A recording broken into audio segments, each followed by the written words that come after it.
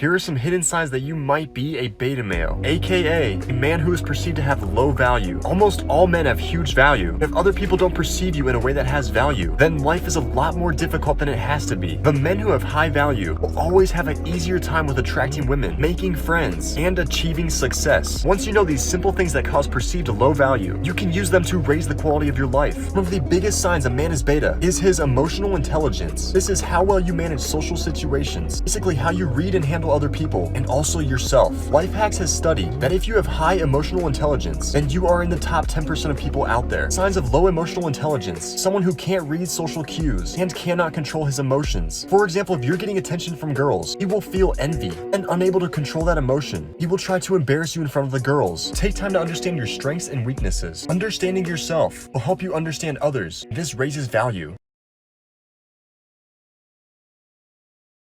Here are the deadliest texting mistakes you can make when talking to your crush. Most people are doing this and they don't even know it. This could be costing you potential dates that could turn into long-term lovers. One of the biggest mistakes: if you ask a woman to hang out without first sparking emotion, she will almost always turn you down. But why? Because all of the positive emotions she felt when she was with you have evaporated, and just the thought of getting dressed up, going to meet a guy she barely knows, and the potential you might be creepy or awkward, is just not worth the effort. Which is why you must engage her on an emotional level first. It is much easier to get a yes once you've sparked positive emotion. The two best ways to do this are through flirting and humor. And also, never tell her how you feel over text. What makes a man irresistible is mystery. What do you think happens to all of that mystery when you tell her you like her? It goes up in flames. Here are some things that high-value people will never do. The first is probably one of the biggest. You should never beg somebody to be a part of your life. This is not only throwing away your self-respect. Even if they do stay, they will walk all over you and take you for granted. You should want people in your life that see your value, that would never throw you away. And if you believe that you're nothing without them, you should never have them to begin with. Take this as a sign that you need to be your own person. The second is to never apologize for something they did.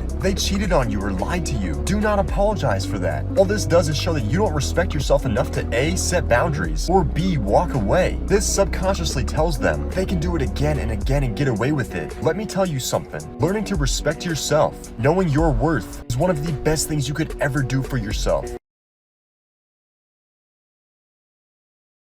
Here are some signs that you might be an alpha male. The amount of hate I get for talking about alphas versus betas is unreal. But if you portray the traits of an alpha male, then you will be lusted after by women and respected by other men. Alphas are at the top of the hierarchy, while betas and everyone else are beneath them. One key sign you might be alpha is that you don't change who you are around other people. For example, if you're talking to a girl, you say, "Lamborghinis are my favorite car." Then she responds with, "I think Ferraris are actually better." Most guys say this, "Actually, I like Ferraris too." They just changed their opinion just to make someone else like them. Instead, the correct response is to tease her. "Oh, you're one of those girls." You're alpha, you don't seek other people's validation. You may care for others, but you do it through unique ways. One more key sign that you might be alpha is that you take responsibility for your mistakes. Instead of blaming others, you find a way through your current circumstance. Use this trick to kill social awkwardness forever. There was a study done about what causes someone to become socially awkward and shy. They found the majority of people who struggle in social situations had either overprotective parents or authoritarian parents. Think about this. I don't know about you, I have never seen a kid below 3 to 4 years old who is not social. Quick story. I was walking downtown yesterday. There was a lady in front of me holding a kid. This kid is on her shoulder and he's waving at me. He's like, "Hi, hi." As soon as he greets me, mother then taps the kid and she scolds him. "Don't talk to people you don't know," she said. Sadly, that kid will probably grow up very shy and socially awkward because in conversation you begin to fear you're doing something wrong. You probably hold back in conversation. That's what you grew up to believe. Realize the other person's probably doing the same thing. If you want someone to really like you, the best thing you can do is to make them feel free and unjudged when talking to you. Find common interests, add on to their stories, let them open up. They can open up to you. You will automatically feel connected.